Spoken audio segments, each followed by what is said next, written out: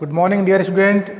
This is your teacher Balram Pal, and you are watching the online classes brought to you by Sri Nandishwar Vidyalaya, Kharingadana. Today we are going to study class 9th, subject Social Science, chapter 1st. What is democracy and why democracy? मतलब लोकतंत्र लोकतंत्र क्या है और लोकतंत्र की आवश्यकता क्यों। सबसे पहले अपन बात करते हैं, इस शब्द है लोकतंत्र। ये आपके इस जो है राजनीति विज्ञान का अध्याय प्रथम है, जो आपका सोशल साइंस में आपके 4 चीज़ें हैं, जैसे आपको भूगोल है, इतिहास है, राजनीति विज्ञान है और अर्थशास्त्र है। तो राजनीति विज्ञान की आपकी जो पहला अध्याय है उसकी शुरुआत कैसे है, लोकतंत्र है। लोक मतलब क्या होता है, पब्लिक है ना। तंत्र क्या है, आपकी व्यवस्था, सिस्टम, मतलब जो जनता के द्वारा जो व्यवस्था बनाई गई है शासन करने की, उसको कहा गया है लोकतंत्र। तो लोकतंत्र क्या है, इसकी विशेषताएं क्या हैं, हम बहुत ही सरल परिभाषा से शुरुआत करते हैं, फिर हम बारी बारी से इनके बिंदुओं का जो व्यावहारिक अर्थ जानेंगे। यहाँ हमारा उद्देश्य किसी भी प्रकार के लोकतंत्र होने की न्यूनतम विशेषताओं को चिन्हित करना है। यह अध्याय पढ़ लेने के बाद हम लोकतांत्रिक और गैर लोकतांत्रिक शासन में अंतर कर सकते हैं। सबसे पहले अपन बात ये जान लें कि जो हमारा भारत है, यह जो है सबसे ज़्यादा लोकतांत्रिक देश है के रूप में जो है विश्व में ख्याति प्राप्त है। यहाँ की जो है भारत दुनिया का सबसे बड़ा लोकतांत्रिक देश है। इसकी जो व्यवस्था है वो बाकी देशों से सबसे ज़्यादा लोकतांत्रिक है। तो अपन सबसे पहले बात करते हैं कि लोकतंत्र है क्या। आप सरकार के विभिन्न रूपों के बारे में पढ़ चुके हैं। लोकतंत्र की अब तक की आपकी समझ के आधार पर जो है सरकारें होती हैं 2 प्रकार की। पहले है सरकार लोकतांत्रिक सरकारें और दूसरी होती है गैर लोकतांत्रिक सरकारें। लोकतांत्रिक सरकार क्या होती है कि जिसके जो प्रतिनिधि होते हैं या जिनके हाथ में सत्ता या शक्ति होती है, उनका चुनाव यदि जनता के द्वारा किया गया है तो उसको कहते हैं अपन लोकतांत्रिक व्यवस्था। अगर कोई जैसे आप सुनते हैं, जानते हैं, आप लोग देखते हैं, अपने इतिहास में पढ़ा होगा कि पहले जो बड़े राजा हुआ करते थे तो उनकी जो संतान थी वो बनते थे राजा, या फिर किसी ने किसी को युद्ध में हरा दिया है ना, तो वो उसने जो है शासन पर अपना कब्जा कर लिया। जनता की उसमें चॉइस नहीं थी, जनता की पसंद वहाँ पर किसी प्रकार से नहीं थी कि हमारा शासन कैसा हो और हम पर हमारा शासक कैसा हो। तो ये जो इस प्रकार का जो शासन होता है उसको हम बोलते हैं गैर लोकतांत्रिक सरकारें। आज भी दुनिया के कई ऐसे देश हैं जहाँ पर तानाशाही शासन है या सैनिक शासन है। अभी आप जैसे साउथ कोरिया, जैसे आप किम जोंग है, तो उसका चुनाव जनता के द्वारा नहीं होता है।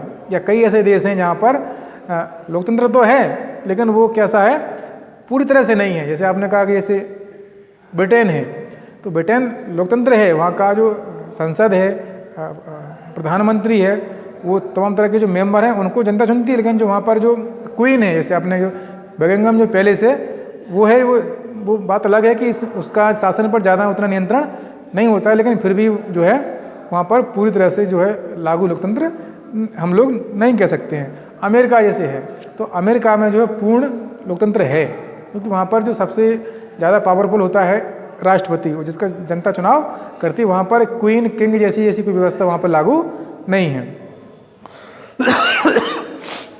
सॉरी।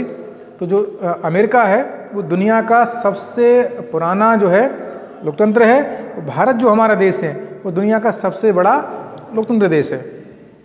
तो अपन इसकी बात करते हैं। यहाँ पर हम देखते हैं हमारी जो पुस्तक में एक छात्रा है, मेधावी छात्रा, उसका नाम क्या है, मेरी। उसकी आपत्ति पर गौर किया जाए। वह लोकतंत्र को परिभाषित करने के इस तरीके को पसंद नहीं करती और कुछ बुनियादी सवाल पूछना चाहती है। उसकी अध्यापिका मैटिल्डा लिंगदो ने उसके सवालों का जवाब देना शुरू किया, तो कक्षा की अन्य छात्राएं भी इस चर्चा में भाग लेने लगीं।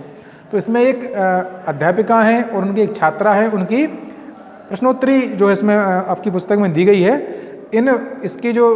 इनसे इनके सवाल और जो आपकी इनकी मैडम इनके जवाब हैं, इनसे हम लोग जो है बच्चों के, जो छात्रों के जो जायज़ सवाल होते हैं, प्रश्न होती हैं, उनकी जिज्ञासाएं होती हैं लोकतंत्र के प्रति, क्योंकि परिभाषा देने से बच्चों को उसका व्यवहारिक ज्ञान समझ में उतना ज़्यादा अच्छा नहीं आता है। तो इसमें हम इसको देखते हैं, इसमें कोशिश करते हैं समझने की क्या होगा।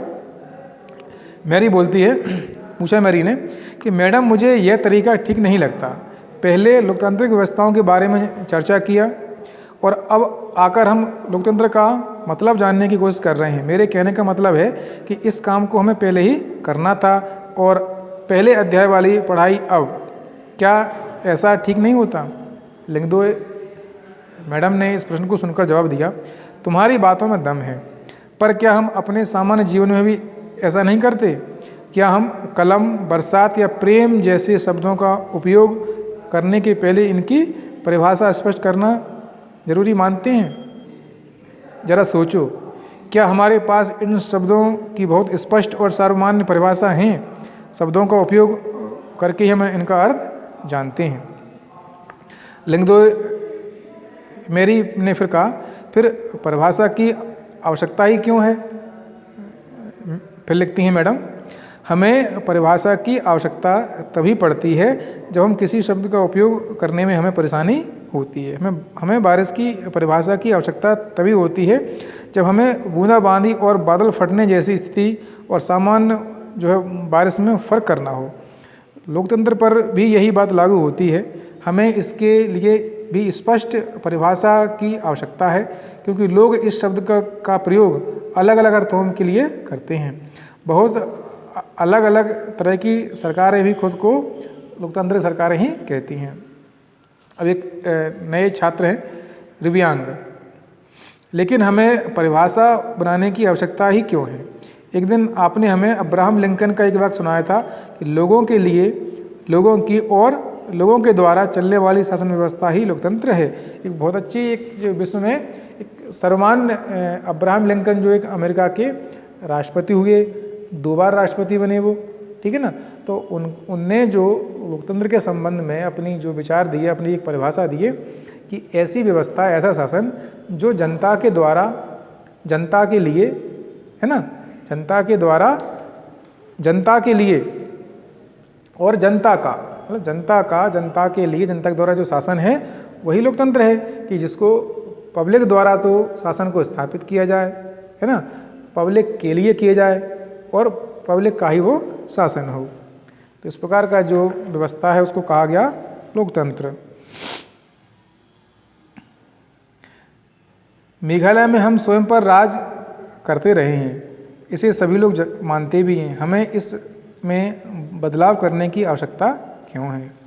लिंगदोय जो मैडम थी वो कहती हैं, मैं यह नहीं कहती कि इसमें बदलाव करने की आवश्यकता है।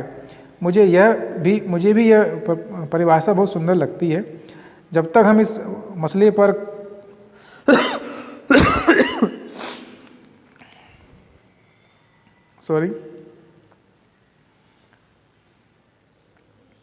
मुझे भी यह परिभाषा बहुत सुंदर लगती है।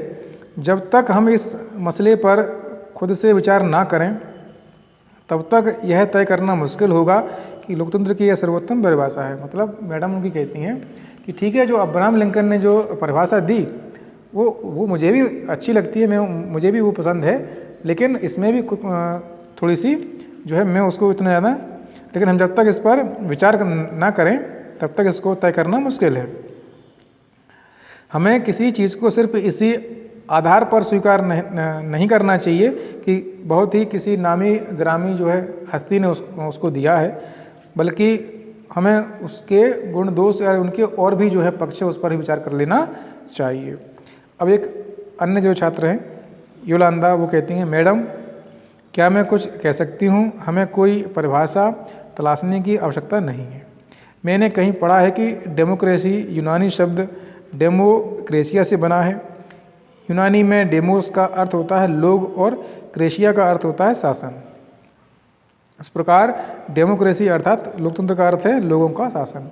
तो कहने का मतलब वही है कि पब्लिक का शासन, पब्लिक के लिए और पब्लिक के द्वारा। तो यही सही अर्थ है। फिर इसकी परिभाषा की आवश्यकता क्यों है? लिंग दो फिर जो थी मैडम वो बोलती हैं कि इस सवाल पर विचार करने का यह भी बहुत उपयोगी तरीका है, पर मैं इतना कहूँगी कि सिर्फ शब्द की उत्पत्ति से उसकी परिभाषा निकालने का तरीका हरदम उपयोगी नहीं रहता है। केवल जो शब्द की उत्पत्ति कहाँ से हुई उसकी परिभाषा की व्याख्या हम उस मापदंडों पर करें तो यह भी जो है वो ठीक नहीं रहता है। नेक्स्ट देखते हैं हम कि इस शब्द का अर्थ हमेशा अपने मूल से जुड़ा या बंधा नहीं रहता है, समय और प्रयोग के साथ साथ इसका अर्थ भी बदलता रहता है। कंप्यूटिंग अर्थात गणना करना, जैसे जो कंप्यूटर शब्द है काय से बना हुआ है, कंप्यूट से बना है। तो सबसे पहले कंप्यूटर का उपयोग था, उसका काम क्या था, गणना करना था। तो लेकिन अब उसका नाम आज भी क्या है, कंप्यूटर है। लेकिन कंप्यूटर से हम केवल गणना नहीं करते, उसके अब प्रयोग बहुआयामी है, इतने ज़्यादा प्रयोग है कंप्यूटर के, तो उसको शब्दों में भी बखान करना बहुत मुश्किल है। तो अब जबकि मूल शब्द मतलब कंप्यूटर का काम क्या है, गणना करना, लेकिन यह संभव अब नहीं है, उससे बहुत से काम होती है। इसलिए किसी भी शब्द का मूल से उसकी परिभाषा देना जो है वो ठीक नहीं लगता। तो बच्चों नेक्स्ट का जो हम जो आगे के जो इसके पाठ के सोपान है वो नेक्स्ट वीडियो में देखेंगे। तब तक के लिए आप इसके नोट्स बना की समस्या आने पर विद्यालय का हमसे संपर्क भी कर सकते हैं। Till then good bye.